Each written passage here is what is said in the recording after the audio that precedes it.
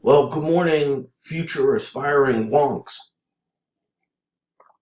We had an excellent coffee chat on Saturday. We set up a real understanding of Congress, the leadership in Congress, and came to understand that both House and Senate are controlled by Republicans. And because President Obama is a Democrat, that means we're in a time period of divided government. It was a great session. We did some reassessments as well and are using that as a springboard to move forward into this week. But what a crazy week last week was, if it wasn't crazy enough with the Pope around. The week ended with Speaker of the House Boehner announcing his retirement and some shifts in some poll numbers. Republican Ben Carson and Carly Fiorina and Democrat Senator Bernie Sanders have gained significant ground in their party's presidential primary races in recent weeks. And the latest Wall Street Journal NBC News poll finds former Secretary of State Hillary Clinton and real estate developer Donald Trump do continue to lead their fields for their party's respective nominations. But Trump is now essentially tied with Mr. Carson, and significant movement has occurred among candidates just behind them. You got Trump currently at 21, Carson at 20, and Fiorina and Rubio now tied for 11. Fiorina's been moving up steadily, really, and we see that Rubio has acquired the fundraising apparatus of Scott Walker and is already turning that into gains in poll numbers. So, interesting stuff there. And an interesting point is that Ms. Fiorina is seeing a spike in attention on Google searches, specifically in Iowa. So people are starting to look a little bit more closely at her. Meanwhile, Hillary claims she didn't personally review her emails to determine which related to work and which were personal. She says she relied on her attorneys to make the proper determinations. We talked last week a little bit about the type of work attorneys do. And one of those things we talked about was how they look at documents and make decisions about whether information is classified or not before turning it over. So just a point that aligns with exactly what I was saying on that regard. But let's talk about Boehner now.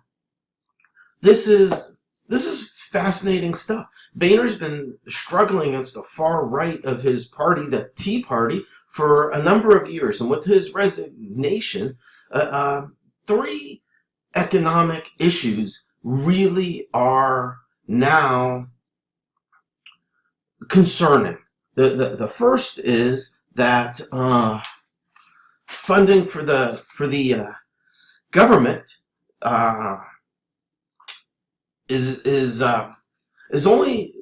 funding is only available for the government until September 30th.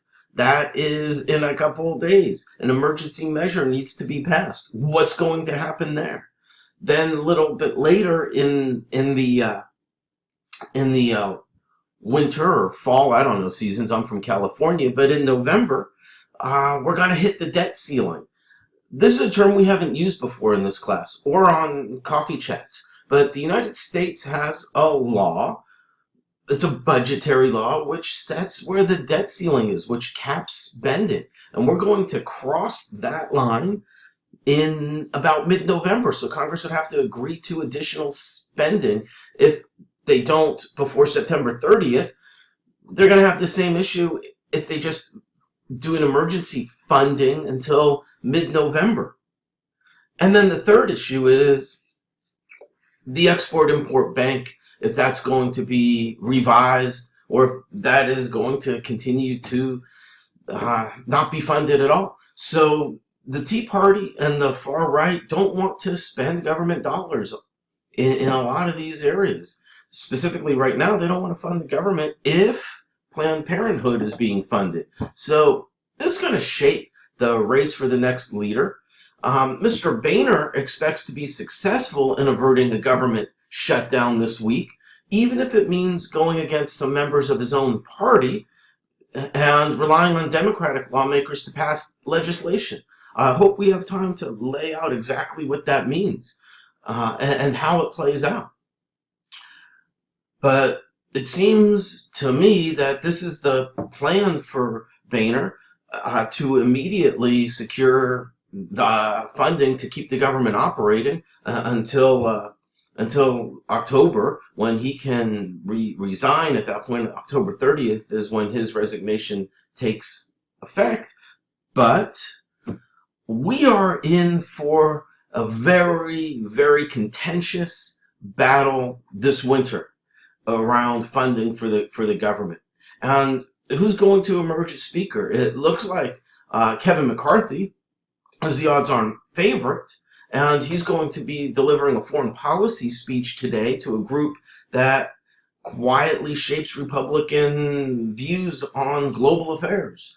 So he is speaking, but notice he's not speaking on economic issues, right to foreign policy. Speaking of economic issues, Donald Trump is going to release a plan calling for higher taxes on the wealthy. This is a much anticipated plan. The plan calls for major reductions in levies. Notice that word, levies, on middle income and poor payers, while increasing taxes on the wealthy and reining in companies that pay less in taxes by moving their headquarters overseas.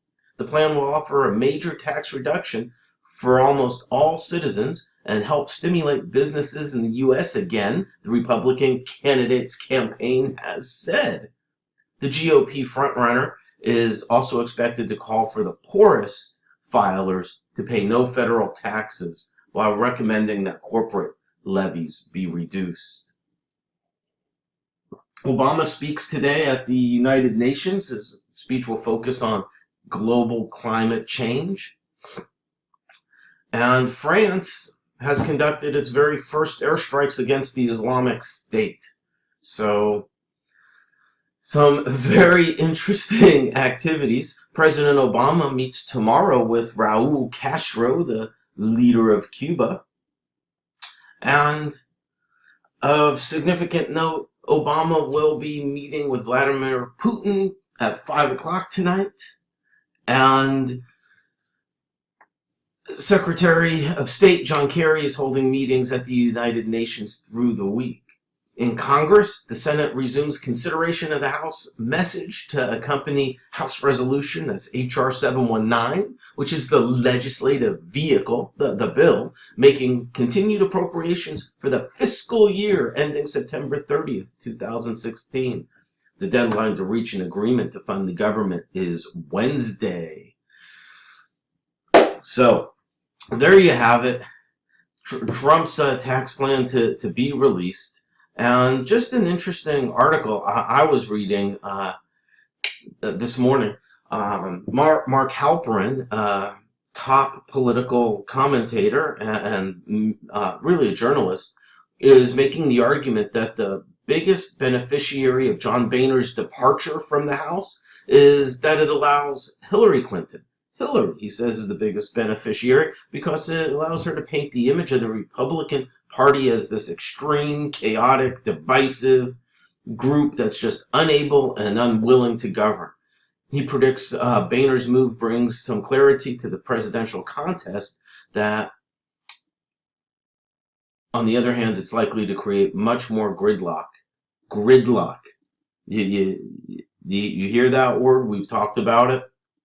Alexander, you hear that word, gridlock? It's going to create much more gridlock inside the Beltway.